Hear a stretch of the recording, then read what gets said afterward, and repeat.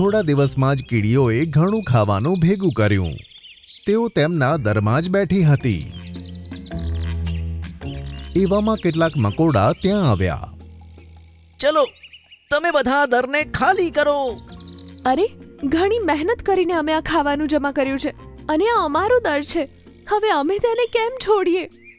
જુઓ, ઠંડી વધુ વધી રહી છે. અત્યારે જ નીકળો, નહીં તો નીકળવાનું મુશ્કેલ થઈ જશે. હવે કીડી મકોડામાં લડાઈ થવા લાગી. એવામાં તીતી ઘોડો ત્યાંથી પસાર થતો હતો. અરે, આ કીડીઓના દરમાંથી કેવો અવાજ આવી રહ્યો છે? તીતી ઘોડો દરમાં ઘૂસી ગયો તો તેને ત્યાં મકોડા જોવા મળ્યા. શું થયું? તમે લોકો આમ કેમ વાત કરી રહ્યા છો? મોટા ભાઈ, જો ને, આ કીડીઓ અમારી સાથે દાદાગીરી કરી રહી છે. અમને કહે છે કે આ દરને ખાલી કરી દો. કેમ ભાઈ, તમે એમ કેવી રીતે આ લોકોને નીકાળી શકો? આ આમનું ઘર છે અને તેમાં રાખેલો સામાન પણ. અમને જ્ઞાન આપવાની વાત ના કર અને તારા કામથી કામ રાખ અને અહીંયાથી નીકળ, સમજ્યો? અચ્છા, હું મારા કામથી કામ રાખું? સારું, હું તને દેખાડું છું કે હું શું કરી શકું. તીતી ઘોડો હવામાં ઉડ્યો અને બધા મકોડાને ડંખ મારવા લાગ્યો.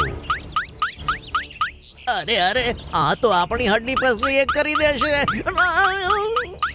જઈએ ભાઈ, જઈએ, ઊભો રહે. તીતી ઘોડો રોકાઈ ગયો અને બધા મકોડા ત્યાંથી જતા રહ્યા.